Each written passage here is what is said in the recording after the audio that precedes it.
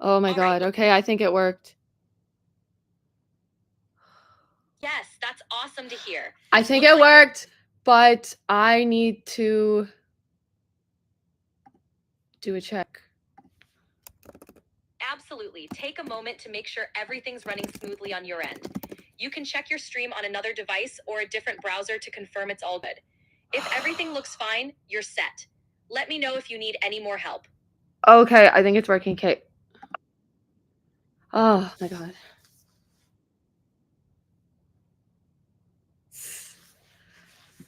I need to delete the old stream that did not work, but it said I was live and I felt like I was lied to. I felt like I was lied to because, yeah. It just, the live stream glitches when I do it from my laptop.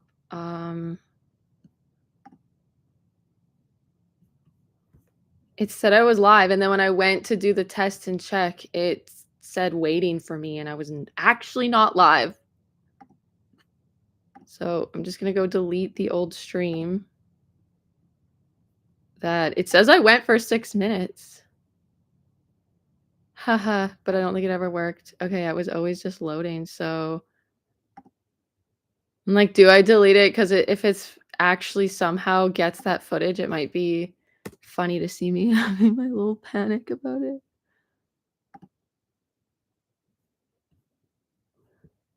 Haha.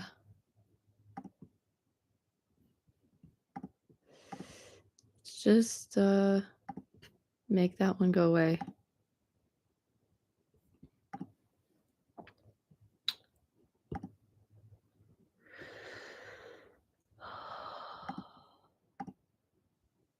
Okay.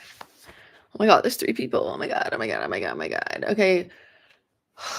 I'm not having the chat on for these right now because that's like too much to keep up with.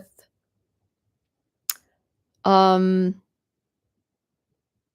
already overwhelmed by feeling like I have to have an agenda and a linear way of doing this and thinking, but I don't.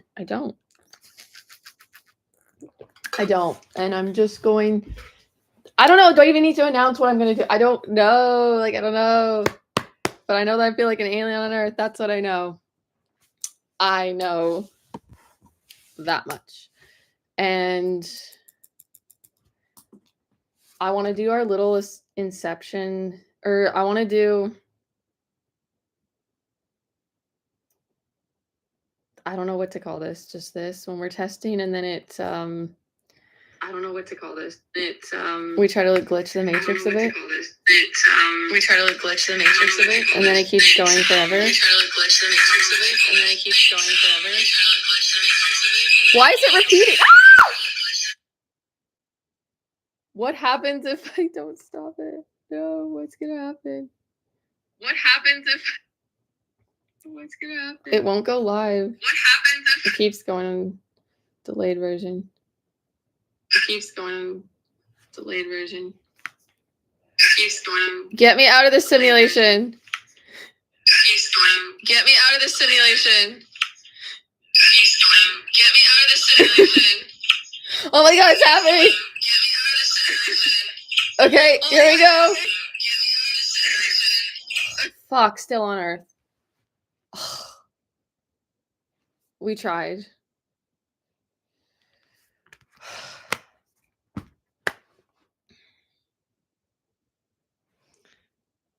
I'm a little bit shaky.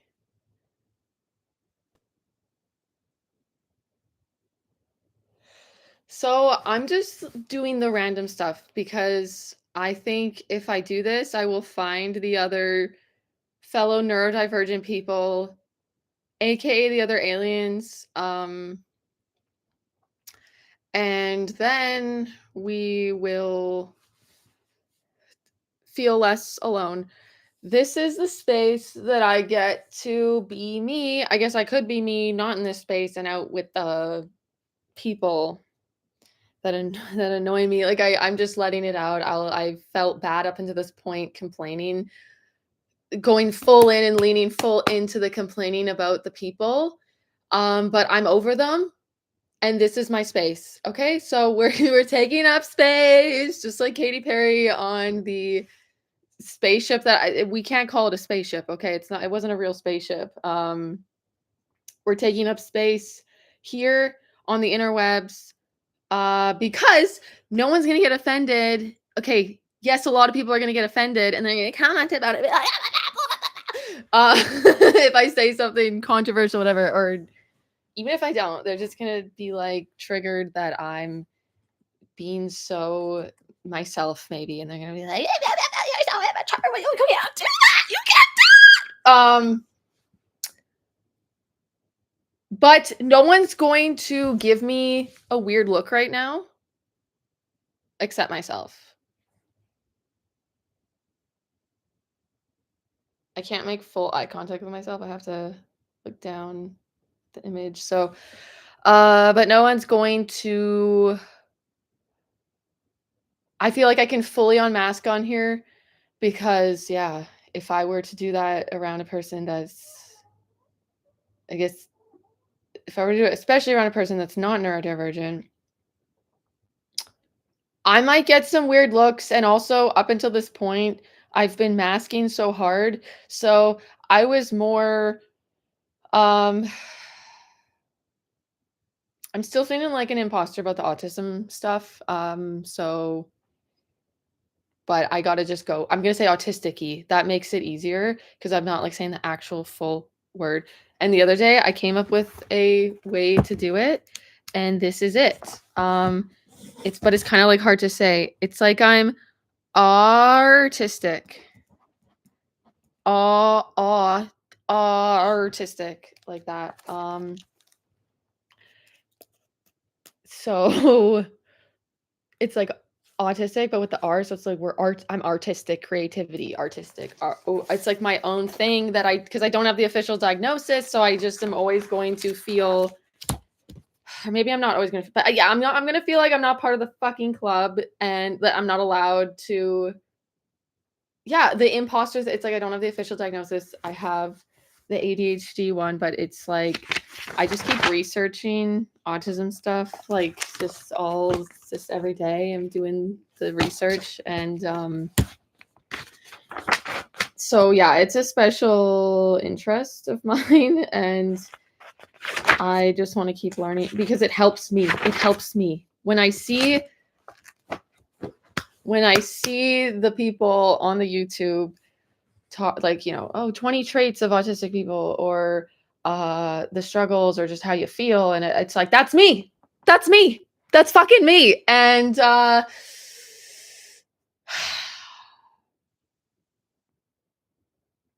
yeah, I don't have the official diagnosis, and the doctors annoy me too, and it's different when I've looked into that. I think you have to pay $1,000 or something, or I don't have that money. Like, I don't have a job. Like, I don't look at my freaking, this is what I'm living in. This is what I live in. That's my clothing pile. It's just a lot of effort to organize the clothes and think about where they go, and then I just if I start doing it, I get distracted by other things, and like I just don't have enough cubbies to differentiate the clothes into the different types of clothes. I don't think I have enough cubbies for that. So I don't want to start doing it and then get frustrated that I don't have the cubbies for it. So yeah, I don't have a job, and okay. This is where the technicality comes in. It's like, well, technically, like I can't with the all or not. It's like, oh my God, it's really hard to give just say yes or no answers, or all or nothing things. It's like, well, technically, I guess I have a form of an income that's like a very little amount of income from another YouTube channel that I do with my partner Sean, and then but we're not making videos right now, so it's just like residual income from what we have on there. So it's like 100 and something. But okay, I hate that every time I feel like I have to explain that. That every time how can I say it? Okay. I just don't, I feel like I'm lying if I say I don't have a job, but I feel like I don't have a sustainable job. I don't have a sustainable income. That's how we can put it. Okay. I don't have a sustainable income at all. I can't afford my life. I can't afford to exist. How did I get on this tangent? Oh, the autistic stuff. Okay. It helps me to not feel like a lazy piece of shit. It explains a lot more than just all the other diagnoses I've had or given myself. So when I watch YouTube videos of people talk about autism and everything, I relate so much to it, and it's literally a special interest of mine that I've had for a while, and that I just want to learn more, just all day. I'll just research all day, do my notes, and figure myself out, because the masking, it's like I had to do the masking to survive in my environment, get my emotional needs met, but it made me appear not neurodivergent, I guess, or we didn't have neurodivergence when I was growing up. It was more of these official boxes that you had to fit in, and it's like I think people thought if like I just appeared too much like I wasn't struggling or whatever, but I definitely struggled. Like I have never been able to clean my freaking room, or I somehow will clean it and then it's like this. I've accepted this. I have to do small steps with it. Like I get overwhelmed and I shut down emotionally. I have a bit of a meltdown if I feel like I have to clean the whole thing and I feel like a prisoner. So I'll do the amount that I feel capable of, and then it piles up. What's that called? When you can't keep up with the returns. I'm thinking of something economically now. It's like the output does not keep. Okay, it's like people are trying to buy milk and the cows don't have enough milk, but the people need the milk, and so the cows, like, they produce a little bit of milk, and then all the annoying people that managed to get to the grocery store first to buy those milks, they got that, and then the people that can never get up early on time make it there on time, never get that fucking. There's like no matter how I try, like it's just like there's not enough of. Okay, I don't know if that even it's a good metaphor at all, but I can never keep up. I can never keep up with life, and I've just accepted it, and I'm accepting myself, and this is the space that it feels the easiest to just let it all out, because when I'm around the humans, I'm very ashamed a lot of time. I don't like meeting new people because it's immediately like, so what do you do? What do you do? And I'm like, I do want to be able to be honest, but then I don't, because I don't know if this is a safe person, and they might I just don't like judgment. I'm very, very, very sensitive and to it. And so it's like I now withhold information. Yes, the other night I overshared on the internet, but I don't fucking care. I'm not oversharing to actual human people. It's like it's so different to overshare to random strangers on the internet. It's actually so much more safe. For me feeling. So when they ask me what I do now, I don't really want to be completely honest, because I might get the judgment. If it's like, I'm just taking care of my body, I'm healing trauma, I'm processing around certain people I feel comfortable to share that, I will. But random kind of creepy guys at the pool, creepy like middle-aged older retired men at the pool that are like literally watching me being like, "Oh, I noticed you come here, around this time." I don't know if this guy was that specific, but he was just like, "Oh, I was wondering if you're a nurse or something because you're here during the day." Like these, I don't want to tell them anything near the truth. So when they go, "What do you do?" It's like I have felt the need to make something up, to be like, "Well, I have this YouTube channel that the other YouTube channel with my partner that is a reaction channel that when we were doing it, I was making more of an income closer to minimum wage. So then I've done that in public. So I've masked and lied and been like, "Oh, I do this other YouTube channel." And that's annoying too, because then they start asking about it, and I don't want the question. I don't want you to fucking be in my space of my world and existence. Like, I want to block you out completely because you don't get it or understand. And then you're like, "How much money do you make?" Oh, that. You're gonna like give me stupid matrix annoying things about it. like the belief system that I don't subscribe to anymore, that I've never felt aligned with in my soul. And like, no wonder I couldn't do the 9 to 5, like the other jobs, because in my soul, I'm like, I'm not a machine. And my body's not a robot. Like I cannot. So when people ask me, what do you do? Yeah, I don't know. I don't like, also, I feel uncomfortable with if I am lying. It's just, I have such literal, I don't, it's just so fucking, I really, really struggle with subtext, I guess, or like, okay, I'm hanging out with people too. I feel like I feel their realness stuff going on, and then like if it doesn't match what's coming out of their mouths, I feel really, really uncomfortable and unsettled, because then I feel like I have to put up in, or I'm dealing with a mask. That's what it is. I struggle with dealing with other masked people that are masking. Like I need to just I just, so when I'm talking to an autistic person, I just feel oh, just it's chill. I used to work in a group home, and there was a kid who was autistic, and I loved just hearing about his topics and hanging about, and he was like researching stuff, and we were just like talking in depth about all the things, the topics and the stuff. It was like, yes, not small talk. I had a thought today though. I'm like, I could talk about the weather. I could be like, so how does weather really? How does it really weather? Um, I remember in school, the precipitation, the condensation of it all. I would have to, just to talk about the weather, I would want to know more in depth about the weather. And it's like the shallow things are, it makes me uncomfortable. Yeah. And then that's where I get all the anxiety and the social anxiety. Like I'm really realizing I'm not necessarily okay.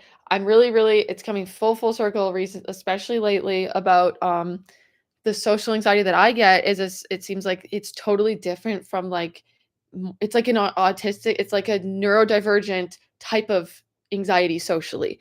Uh and that's why the cognitive behavioral therapy for social anxiety, it has never worked for me ever, or like I've never been able to fucking overcome it. It's like it's a layer that I will not fully over, or okay, if I don't mask and I feel like I actually be me and not have to like say the right proper thing to not make people uncomfortable, like if I don't mask, I'm not socially anxious at all. If I feel like I don't have to do anything. And I don't have to do anything, but then I don't fit the social norms. But I've been just being like, whatever, okay, I just don't want to get yelled at or something. I just want someone, it's like hard, people thinking that you're really rude or something. But yesterday I hung out with my dad. I told him, you're probably not going to believe this, but I feel like I've been autistic the whole time, and that's just, it explains a lot and everything. So I was hanging out with him, and I just was able to be like, I can just listen better when I'm not making eye contact, or just like, but I've worried so much of what people think. So I try to fit in, and I like have forced the eye contact and all the things and everything. And then because I felt bad about it, and he didn't care that I just told him that, and he was like, "Oh yeah, I know someone that, you're talking to her and she's just like, and it's like other people do it too or whatever." And I'm like, "Yeah, I just need to do these things. They make me comfortable, like wearing the sunglasses." So we went to the restaurant and we had to wait. And then as soon as I walked in there, I did notice, like I've talked about this before, that I've attributed this stress in my body, anxiety stuff. Like I had been attributing it all to trauma. So I feel like I now have had autistic trauma, just like trying to not be neurodivergent or how I actually am. I've had that, but then on top of it, I did go through a narcissistic abuse type of a situation. So I have like this other childhood trauma, um, that in general, it's like, you know, flinching when people say things to me because my body thinks I'm getting attacked. So I've had that, but then I've overcome a lot of that, and I'm really processing that. So I'm realizing the sensory stuff causing that anxiety in me. Um, And then it's hard. Yeah, it's a mix. It's all been, I talked about this last live, like it is just a mix of neurodivergence and trauma. And I don't need to figure it out. We don't need to figure it out. But I want to figure it out. I like figuring it out. So what was I saying? Yeah, it's hard to know. It's like, okay, obviously with trauma, like a chaotic situation or something, or more sensory or stimulus can like make you feel uncomfortable. But interestingly, I lived and grew up in chaos, and I'm also, I feel really uncomfortable, start to feel really overwhelmed with silence and not enough sensory stuff. Like I can thrive in the chaos a lot of times, but then again, it's finding that like happy balance. So yeah, digging into all these things, it's like so helpful because I've been trying to make myself do the things that are not natural to my body and how I am. So I've really felt like, okay, I have this anxiety, or I have trauma, or like I have a dysregulated nervous system. So I guess I'm supposed to meditate. So then for years, I've like tried to lean into the meditation, and I just really, I got so also creeped out by meditation music and the unknown of it all. It really, really ungrounds me when it's like too still and ungrounding, I think, or abstract. So, I I think honestly, what's meditating to me, or what regulates my nervous system is stimming, which I'm learning about that I've done since I was ever since I can remember. But then it just turned into stimming that was more undetectable, that excuse me, hide, but I can't stop doing it, and like I just can't. I hate that I can't stop doing stuff, but I finally was able to gain some stillness yesterday, uh, because I was, like, rocking like this, and because I was having a really it's like I didn't know these things were autistic things, and I've experienced them my whole freaking life, and then I've gone to therapy for years and tried to cope with life when I have a loop and it loops. It's like a thought and then an emotional thing and a thought and a thought, and it's like intense butterflies, and it's really, really intense. And but I'm just like used to going through life with like the most intense feelings and emotions and everything, and like and I just want to escape my body, and like I have to, like I can't crawl out of my skin, but I like want to. So I was having that thing, a trigger, something. I was looping on like an aspect of the live stream that I had, the last live I had done, and so it's also not even a fully formed thought, or I couldn't really fully explain it to someone. It's like a feeling or emotion about something having to do with it, and then if I were to even tell someone what I was stressed about, I can't even explain it. But something about it was like triggering this deep emotion or sensory thing, and so learning more about the stimming and realizing that I just found myself, I purposely started doing things that I just feel more connected with my body after my big trauma release in my last somatic therapy session. So not talk therapy stuff, like body therapy work, which that's the thing too. I feel like with the neurodivergence, it's like I have to do body-centered therapy, and that's like the only thing that actually works for me, and other stuff actually trigger me more. And so this stuff, the stimming, I guess, is what it's called.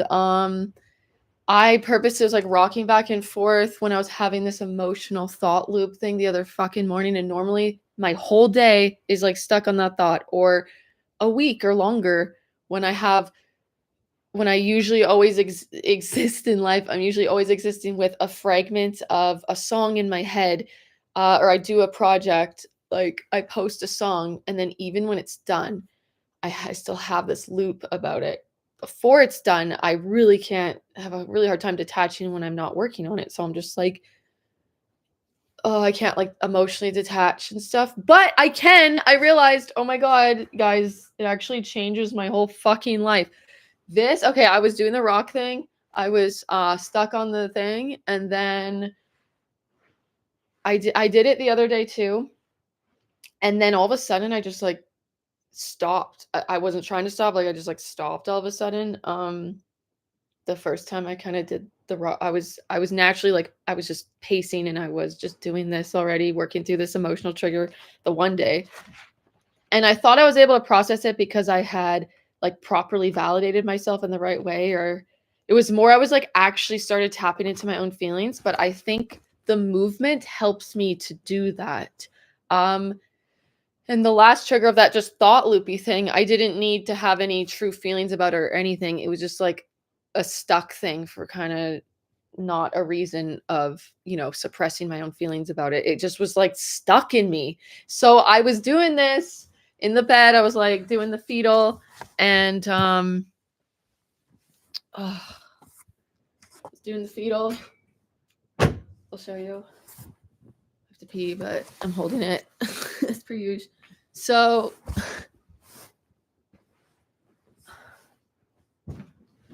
this is what I did. I had the emotional stuck thought loop. It was like stuck in my body, like butterflies, and then like the thought of it happens again, and then it triggers the thing, right? And I was doing this. I was just like doing this big, more of a bigger rocking thing. Like I've suppressed all these things that I need to do. So instead of doing this, it comes out in the energy comes out in like tensing my muscles all day, all the time. And like my wrists have gotten sore from it. And I hate doing it. And like I get a sore shoulder. I don't like it. So this is what I need to do. It's like I was doing this. And then it literally went away and it took like 5 minutes. And I was like, what in the actual hellscape? It's like now I actually know how to deal with myself and how I am. But where I got mixed up is thinking I need stillness, but I need the opposite most of the time because I've always been really a naturally hyper energetic person. And because of social norms and everything, I've not done what I need to do in social situations and everything. Because it's not like it's more of, now I'm realizing my social anxiety, it's more of an anxiety of like suppressing movement or stimming in my body. It's like I know that I can't just like keep sitting still at the table, and it just builds up, and then I get more and more and more uncomfortable the longer the thing goes. So and it can also just be, it can go hand in hand with trauma and trauma processing and releasing. But I just feel like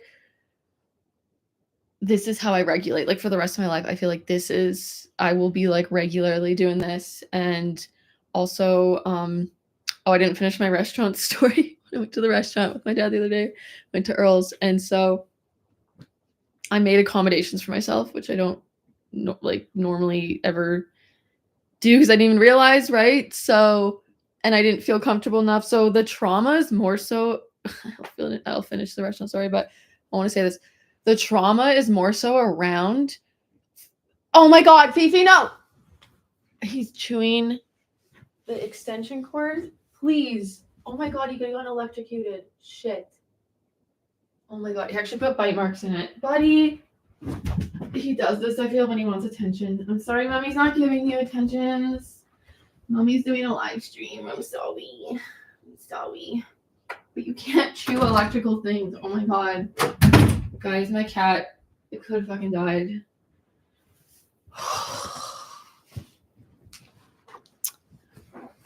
And let's hope that's okay. Let's hope. I don't think he chewed right through. Is that extension cord? Okay. Now I'm gonna be totally thrown off. It's like trying to get back to what I was saying is a struggle. It just takes effort to interact at all.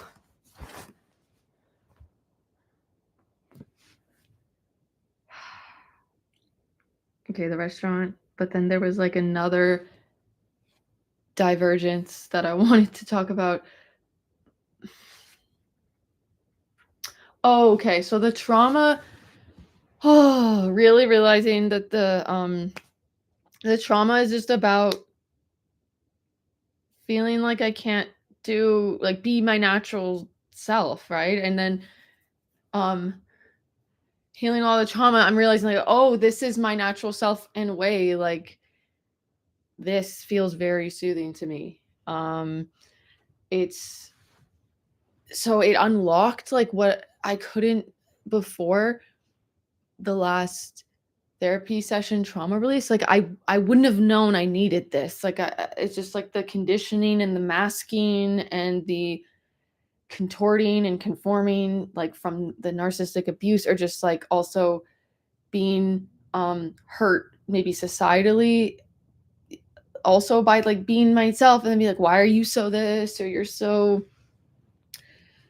I don't know, just feeling like literally my me is rejected, my actual fucking natural self. And then I'm like, this is why I hate people. This is why when I, especially I think it's like after going and doing social things or interactions, I think leave that situation feeling like my soul is just like mad because it knew it was suppressing stuff, but like I just didn't even know I could be my actual full self. So when I went to the restaurant, we're getting back to the restaurant.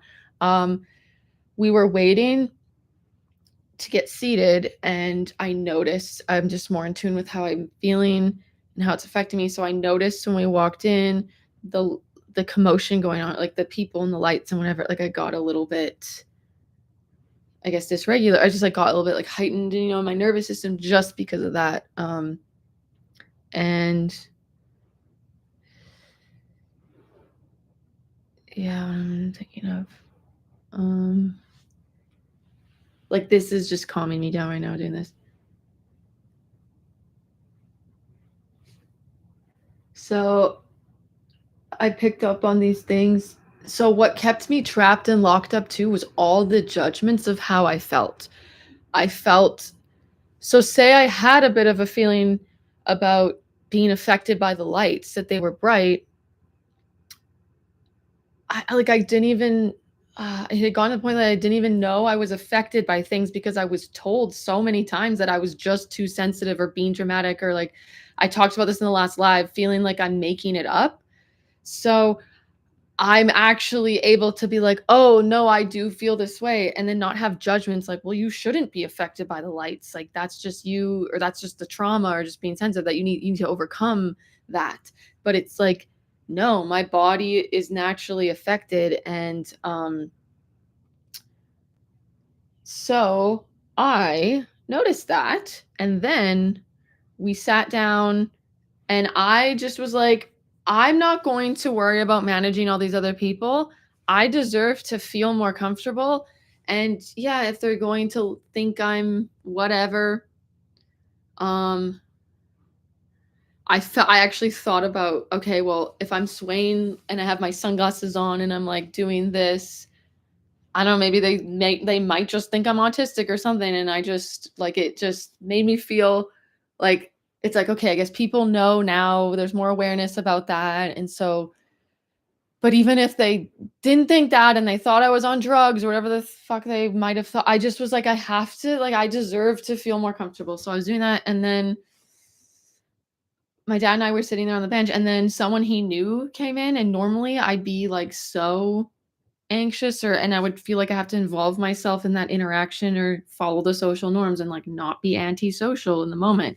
But I have been more in tune with myself that and I'm like, I'm already uncomfortable and I don't have to do that. I just knew I don't have to do that. And there was a bit of discomfort, like maybe his friend thinking things of me, or but it was just easier too, because it was like I was on the other end of the bench beside my dad, and like, you know, we were all in a line. So it's like I would have had to fully lean over, and, you know, it was reasonable that I didn't involve myself. But and then it was like, oh my God, this is such a relief to not have to, like, I'm already dysregulated. And then it's like gonna be extra hard to process information, to have the person talk and then figure out what they're saying, and then figure out how to respond. And then especially, you know, I did have a thought of like, oh, if he somehow tries to start involving me, like my dad's friend, and starts talking to me, and then if he asks, what do you do? If he asks, what do you do?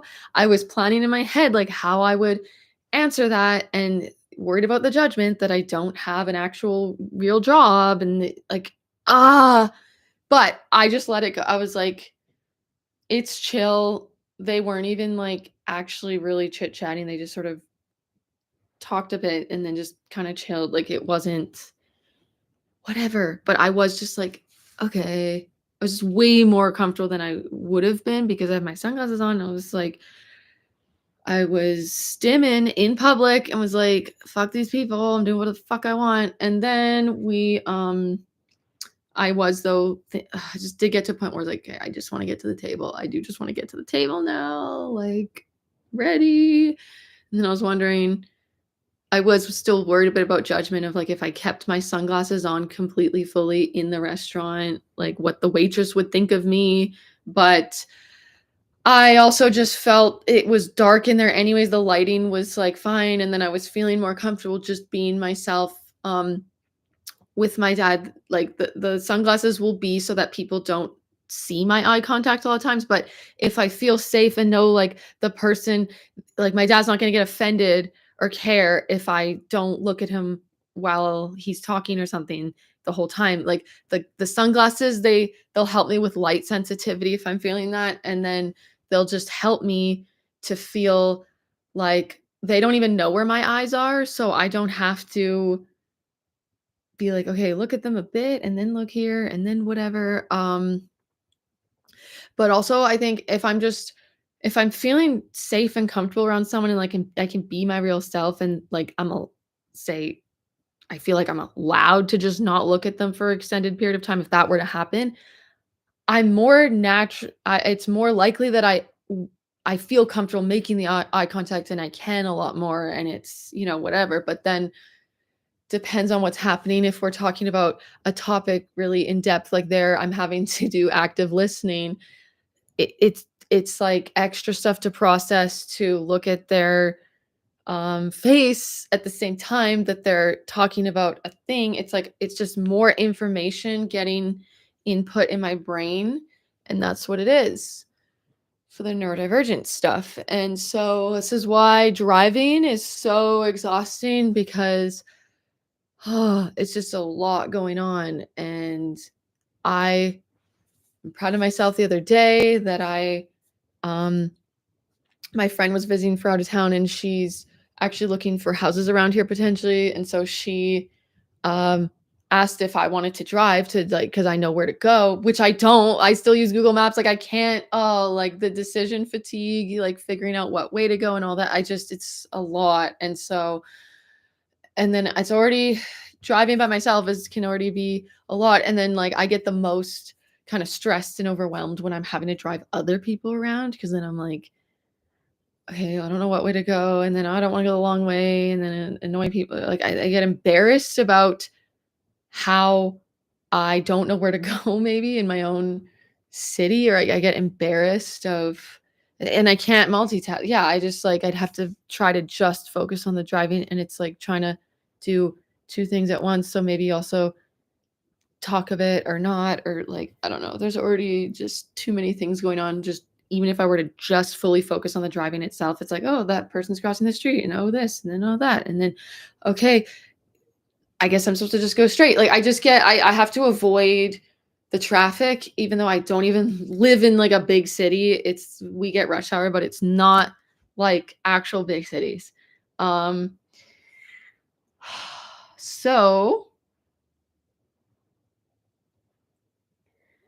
even just this stuff, like getting really excited about something and talking a lot about it and talking really fast, that had been something that I thought I need to regulate and like suppress, like, oh no, I'm getting out of hand.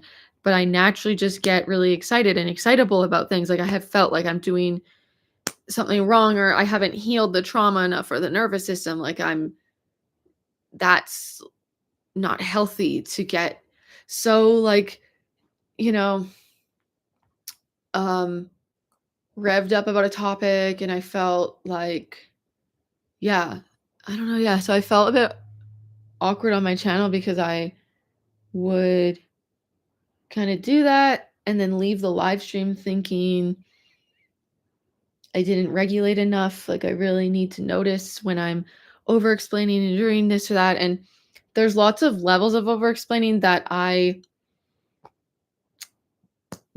it's kind of both things. It's like natural for me to be very detailed and over explain things and topics in general, but it's like it's boundaries. It's like I don't have to explain why I did something to a certain stranger if I don't want to. That's the thing. That's where I'm learning not to enmesh and have those boundaries. But in general, it's just like my natural way to have all that extra stuff when I'm talking about things. And I thought that meant that I thought that that was all just a traumatized person's way, I guess, not someone who is neurodivergent and like, so yeah, I don't know. It's tough too because like people, it can be annoying. And then I'm kind of annoyed about, I don't know how to do lives with the chat on and not go into tangents. Like I'd have to, it's a lot of effort to like stop myself once I get onto a thing. And then I'm interacting with the comments and then they say something and it's interesting to me and it makes me think of something. And then I really get into that and then making boundaries where it's like, yeah, I'm going to ignore the chat. That's just how I do it. That's just what I want to do. Like making myself act not this way, like being like, okay, we'll just not, even though that's where I want to go. That's what I want to talk about. That's what I kind of rant about. And to do that, yeah, I can't also keep up with your comments and then like input new information. That's what it is. It's like, it's already enough. I've already been given enough info to think about. And like, I just naturally think very deeply about things. I can't just, yeah, there's been people that have tried to help maybe with the chats and like help me stay more on task or in flow, like so I don't get my flow though is to go off in tangents, but like people trying to, so I don't get so behind with the comments in the chat and I've just stuck on that one. Like, it's my natural way, so that's why I'm just really validating myself in that, and it's not wrong or just a trauma thing to overcome. It's like my brain sits there, that's home to me, that's natural to me, and so it does take a lot of extra effort and I can't to not do that, and I can't I feel like I can't really shut off the maybe I can intentionally try to it's effort to shut it off. That's the thing, is like I can't just shut it off and then not have to do, excuse me, the maneuver and effort of like shutting it off every time. Like if someone tells me a thing or a cool topic, it's like I put a lot of effort in not to say too much, if that makes sense. I put a lot of effort in to not go too into detail. So it's like, okay, this I guess is I'll talk a little bit and then I'm really like self-aware and on myself to not go too into it, but like if I'm way too vague, then we can't really have much of a conversation, and then they might be fishing for a bit more, and it's like inside I'm just like, you don't want to know, you don't know what you're getting yourself into, like you are going to be happier with my very vague one-word answer. Yeah, I just never really had those boundaries as much before. If someone asked me how I was, like I'd usually give them way more like, oh, I did this thing, and like, oh, blah, blah, blah. But there's been a few times that by customer service people, I've been asked, I just didn't give them that much. Like someone asked me how I was, and then I just said, oh, tired. And then she kind of tried to pry more, and I was like, yeah, just, or maybe I said stressed, and then she didn't just leave it at that. A bit later, she kind of asked, I wasn't going to say any specifics. I didn't want to. I don't want to tell you. I don't want to get into it. I don't think she was just trying to connect or just whatever. But it's, for me, if I start to get into it, it's like a long thing, and it's emotional. That's the thing. I was looking up today. I so connect with this. It's like I can get really affected and offended if someone cuts me off abruptly, even though I feel like I need to just abruptly do that or check out or just leave. Just like, hey, I did. Yeah, it's kind of hypocritical. So it's like, do I have a right to feel this way? But it's like conversations. It affects me very emotionally. So if you ask about my day, and I'm stressed, and it was a heavy day emotionally, and I'm emotionally connected to that. So if I start actually talking about that with you, and you don't emotionally support me in ways that are like, if you, I don't know who the fuck you are, and if you come off as dismissive or whatever, I think I'm just very highly sensitive.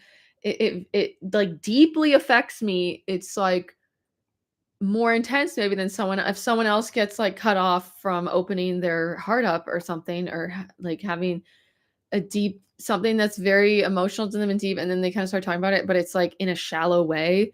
The other person's just like, we're like just shallowly talking about this fucking thing that's like intense for me. Other people, I don't, the neurotypicals, maybe it's like different. Like I experience the fucking world differently, and it's annoying when people, I'm letting it out now in my life. It's just like, no, it's different for me. I get that you can do the same things, or you maybe feel like you, it's still different. Yeah, it's common for people, whether they're neurodivergent or not, to maybe not make eye contact the whole time, or they just don't care what people think, and they're just thinking, and they're not making eye contact. But from like, and yeah, maybe they are neurodivergent or whatever it is, but it's like, the thing is, it's like how it affects me. Like when I do make the eye contact, like it's like more, I maybe have to do these things, or I get really ungrounded or dysregulated or whatever, the way it affects me. So some people don't get, I feel, the intensity of the thing. It's just like, oh yeah, well, everyone does this, or the other people do that, blah blah blah. Like it doesn't maybe mean that you're autistic or something or that. And it's like, you don't get that I, like, you don't see me, you're not in my body, you don't know I'm okay. When I was younger, I watched Harry Potter and I couldn't handle it, like for weeks or something. For at least a week, I was like emotionally affected by the movie.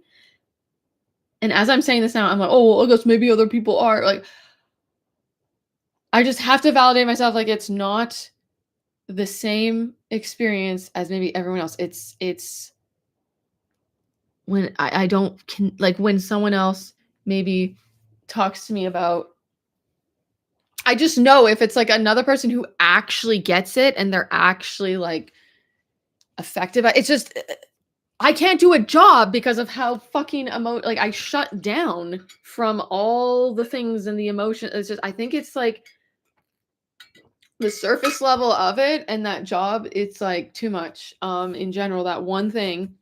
And so it's like I get you're trying to relate that, oh yeah, other people like this too, but like I have no job. I like, I have all these fucking things that these other people, or maybe yourself, that you're talking about, like, but you're able to not be like wrecked actually, that it affects and completely disrupts your life, like completely disrupts your life. It's like, yeah, other people, they get intense emotions and this, that, but like, does it disrupt their fucking life?